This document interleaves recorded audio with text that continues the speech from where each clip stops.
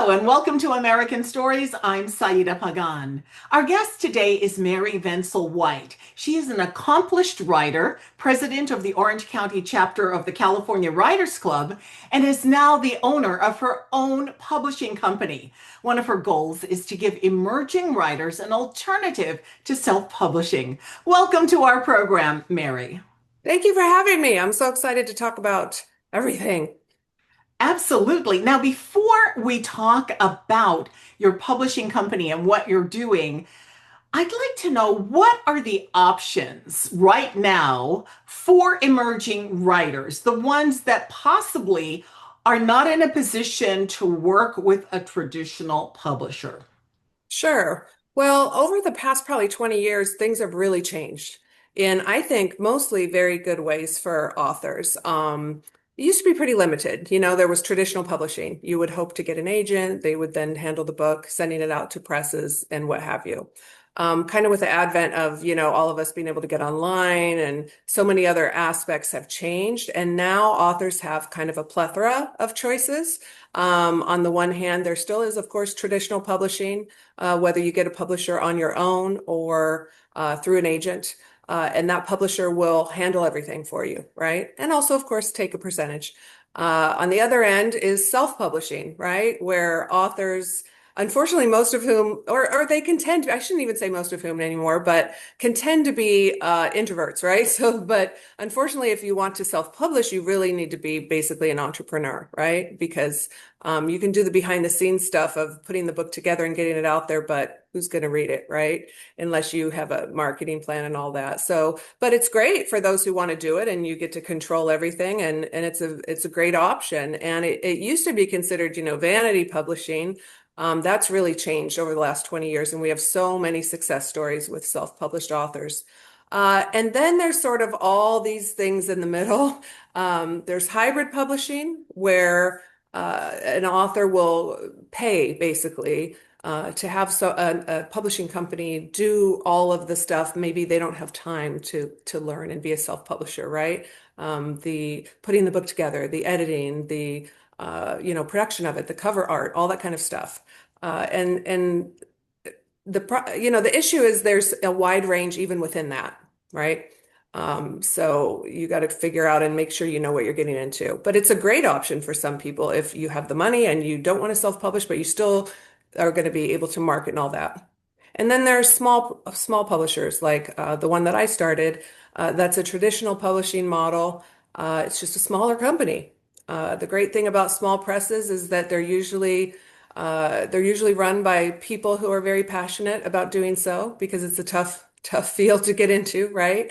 And small presses have often some kind of vision or, they have a real clear vision of the type of books that they want to publish. And often they'll work closely with authors but again, even in small presses, there's a range of what you'll get. And while all of these options are great for authors and there's so many choices, because it's become so commercial with authors having all these choices, there's of course a lot of entities and things out there that maybe aren't so good for authors and trying to take more of their money, right? So it's kind of a wild west, but it's also kind of a golden era for authors in terms of choices of what to do with my book, right? Let's go back to traditional publishing. Now, the truth of the matter is, the traditional publishers are highly selective, and a lot of times it has to do with how many followers you have, or if you are a celebrity. Let's speak to that. What is that landscape like? I mean, I'm not an expert on Big Five publishing, but yeah, I mean, all publishers are driven by financial concerns, of course. Big publishers are putting out amazing books that win the Nobel Prize and everything. But again, all publishing is driven at some level by finances, right? Unless I guess you're a nonprofit, but even then you got to figure out finances, right?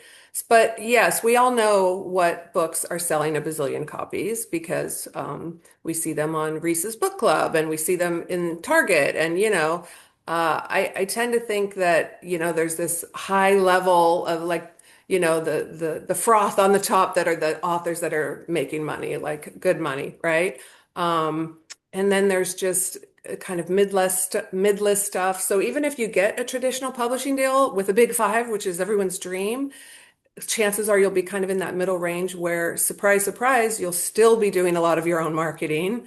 Um, the big fives have a good reach, but I my first book came out with the big five, HarperCollins, and it really opened a lot of doors, having that big publisher, but this was a long time ago too. But yeah, big publishing for many people still remains sort of, the big publishers out of reach.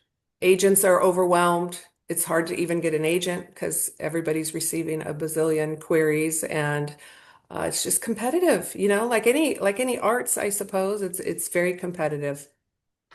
And let's explore now the landscape for self-publishing. You have to have some money there. You have to have some time and money to do that. What is that like? You spoke to this a little bit, but what is it like? And have you gone through it yourself? Well, I mean, I suppose when I started my publishing company, Type 18 Books, I was basically becoming a self-publisher in a way. So I had to learn how to do everything, right? I was operating basically as a self-publisher, but for, the books that I shepherd. But I recently signed a distribution deal, so some of that will come off of me, thankfully. But self-publishing, I mean, if you had a manuscript completed and formatted correctly, you could put it on Amazon this afternoon if you wanted to. You could make your own cover art. You could stick it right up there. People buy their own formatting programs and figure out how to do formatting. So it's again, it's kind of a wild west, and there's a lot of books out there that probably shouldn't be out there because people didn't maybe edit them as well as they could have. So it's a whole range. And then you have, again, self-published people who did a great job with the cover. You can find freelance cover designers pretty economically. I also do editing and kind of book consulting, and I help people within their budget find ways to publish their book. So, but the main goal for me, and partly, well, definitely bled over into the publishing company, is make sure it looks like something that can sit in Barnes and Noble or a brick and mortar store, because why wouldn't you, right? I mean, isn't that kind of the goal? You want to get it in the store. So self-publishing, it's just how much do you want to learn? You can do it all yourself if you want, but it doesn't just end once you put the book on Amazon. The marketing is where, I mean, I think I know the majority of books sell less than 500 copies. One of my authors sent me a quote the other day. I forget what the percentage was, like 6% or something sells more than 500. It might even be worse than that.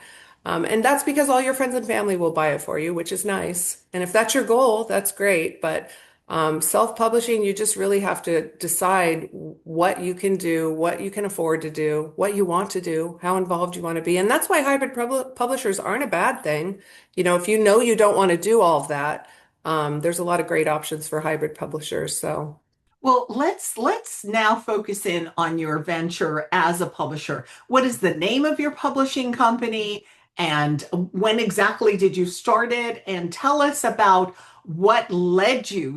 You spoke to it a little bit, but just walk us through the whole process for you. Give us the name, etc. Yeah, so my company is called Type 18 Books. I had a editing company for many years called Type 18 Editing.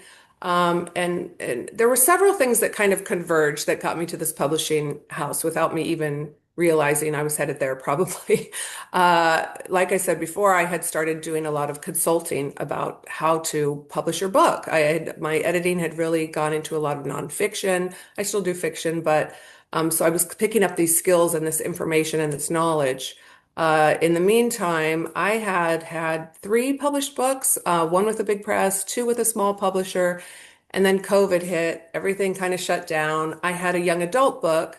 I had never written a young adult book. I kind of was dragged into writing that too. I didn't think it was a young adult book, but it was.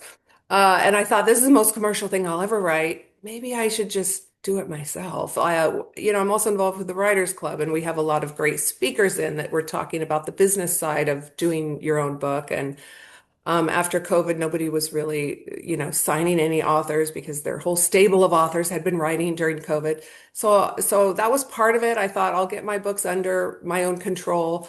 And then I thought, well, wouldn't it be great if I had a boutique publishing house that I can publish the type of things that I like, right? And for me, it's literary. But then I had to start reevaluating what that even meant because one of the first books I signed was a fantasy book. And then I had a historical fiction. And so for me, it's just really books that have this voice, a care for the language, of course, good writers, basically, some kind of story that resonates with you. That's sort of my main criteria, right? So I started in 2023 and super happy that one of our first books won a award from the Independent Book Publishers Association. That was a big boost for us.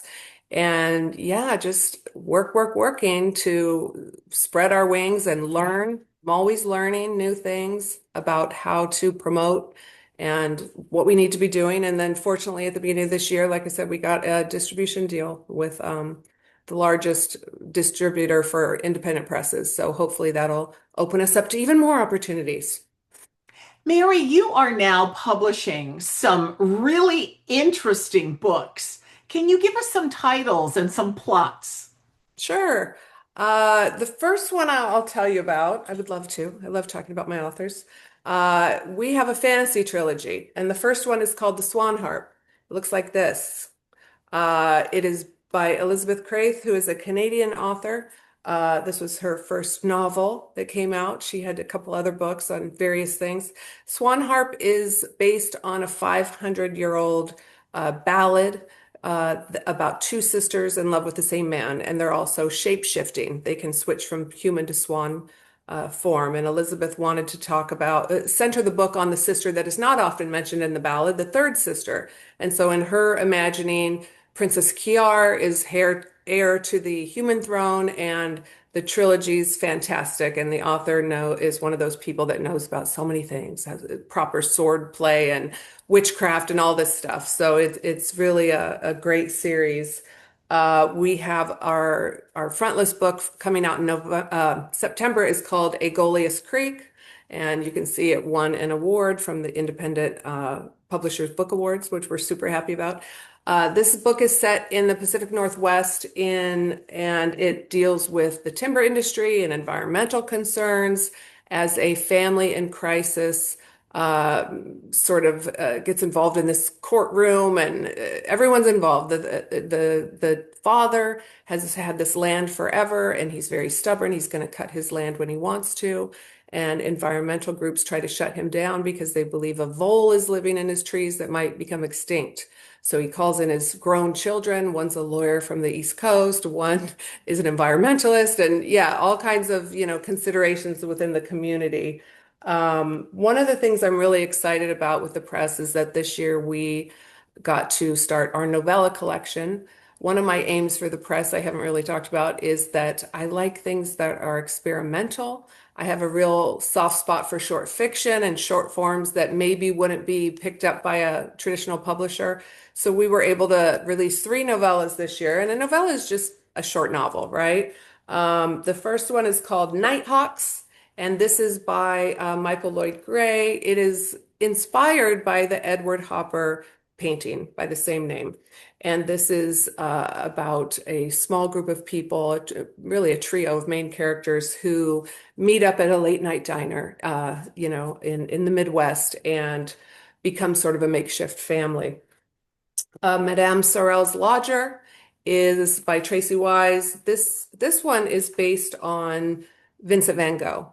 It's not about Vincent van Gogh per se, but inspired by his life, and it's about a artist that goes to a small village in France and how his unique way of looking at the world sort of filters into the people that he meets, right? This one is really beloved and engenders so much conversation, and she's been able to go to a lot of book clubs and things like that.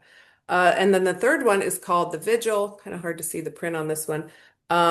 This is Peter Delalio, a New York poet, visual artist.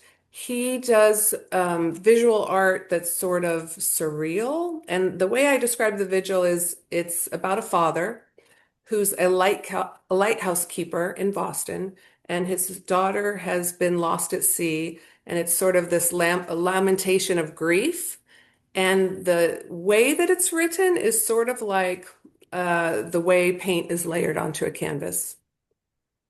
So all of them Oh, were centered around art, and that's when I really thought, oh my God, I'll do them all together. And if I have a minute, I want to talk about one more. yes. Our spring book, this one I'm really excited about. This is a very unique situation. This is called Posthumously Yours. Charles D. Braun is a pseudonym. The author is no longer with us. His final act before he took his own life was to send his book to a colleague, a work colleague, with the request that he would seek a publisher for it. So it's a book about, it's darkly humorous. I don't know if you ever saw the Ricky Gervais show on Netflix called Afterlife, right? Dealt a lot about death and grief, but it was funny, right? So this is a super unique voice. I knew I had to publish it when I saw it, when I read it. It's an interesting story, not only the story of the author and what happened, of which I know very little, by the way, because he's remaining very anonymous. But it raises a lot of ethical questions about the choice if people want to end their lives, um, and yet it's funny and very smart. Lots of cultural references and a very, very interesting novel. So that's it. Those are the ones I brought. Right. And you also mentioned one about a woman a writer who had published for the first time when she was over 70. That's Elizabeth Craif, the Okay. fantasy author. Yeah. Mhm. She had a collect she is so interesting. She used to be on the CBC as they had a call in kind of like a homespun kind of show, and she was Ask a Shepherd because she actually worked as a shepherd, or she was a shepherd for many years. So she has a collection of her essays called Ask a Shepherd, and then she had written a children's book. But yes, that was her first novel. I just signed another we'll call ladies such as ourselves experienced ladies, right? That's Canadian. Who's she's going to have a novella. We haven't even announced her yet, but she's going to have a novella next year, and that'll be her first book too. So, yeah, I'm super happy to find in some cases, these books that don't necessarily fit, like we talked about earlier. What does traditional publishing look for? And a lot of these books maybe is not it, right? So I'm happy. There's so many good books out there. You wouldn't believe it. Like there's a lot of, I've had to turn away things that I kind of liked, but it just sort of didn't fit in, or it's tough. But I'm happy to be able to get behind the ones, that we have.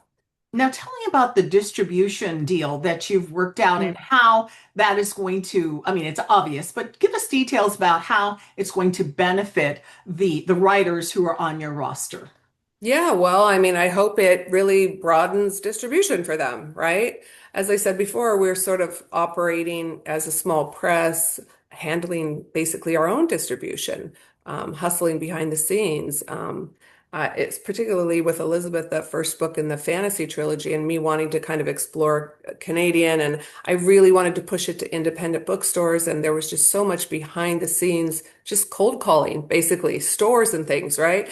But distributors obviously have connections to associations and bigger entities that might get you a bulk order from someone, right? So it remains to be seen. The official start with them is September 1st, so it's coming up. But we've been doing all kinds of behind the scenes, making sure that everything's in line, getting materials over to their sales team. We have to kind of squawk to them about our books, right? Because they distribute for a lot of presses. So we're really motivated to keep kind of talking to them about how great our books are and why our books should be on the tip of their tongues when they go out and try to sell. So it's not like just handing it over and being like, oh, we're done with that. We're definitely pushing to make this great for our authors. So hopefully, broader distribution and they'll get more opportunities.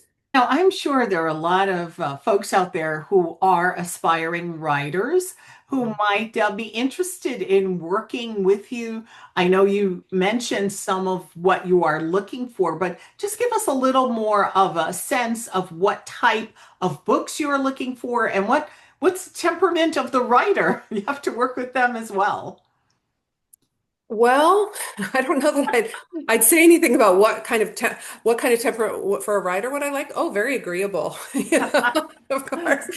No, I mean I've had some spirited exchanges with authors, and I love when we're both motivated and about the product, the work, the story, that's what's important.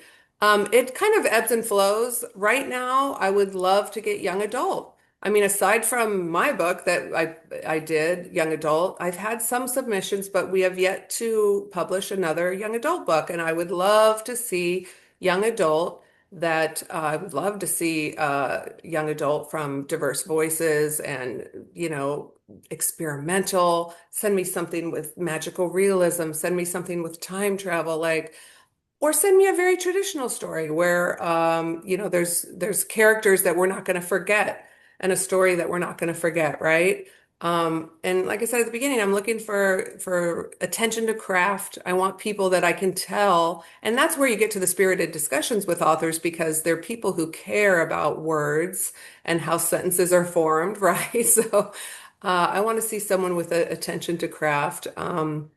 And it varies because you don't want to have four historical fiction books the same year or whatever. But right now, really young adult, I'm open to any kind of literary fiction story. Would love more diverse voices. But yeah, I'm pretty open. I mean, I have a psychological thriller book that we published again because it's literary-ish, and I also feel like it touched on so many universal concerns. So. That's why it's a boutique publisher. It's like what kind of I vet basically. But good voice, good story. That's kind of our motto, you know. And Mary, what's next for you as a writer? Yeah, well, I don't write much these days because I'm quite busy, but it's constantly on my mind I'm working on a novel.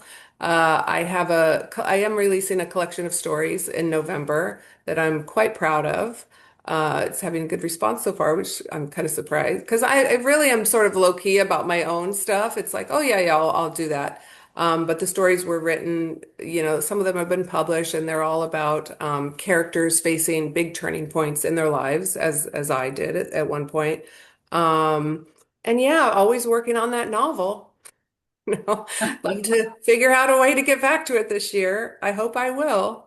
Uh, Now, if anyone's interested in exploring a little bit more about your publishing company, where can they go to find out more information? Yeah, sure. The website is type18books.com. Everything's connected there. You can look at our books, read about our authors. You can contact us there. We have, I suppose, a somewhat informal query system. Just send us a query through the contact form. Tell me about the book. How long is it? What's it about? And then if we're interested, we'll ask for some chapters usually, have a look at it. But yeah, we'd love everyone to go check out our books. Well, good work, Mary. Really, lofty goals, and I hope that they are realized. And Yeah, it's wonderful to get these voices that we don't always hear and yeah, literature that we don't always get a chance to read because maybe it's not what the larger publishers are yeah, looking for, but yet they are stories that are worth being told. So thank you yeah. for what you do.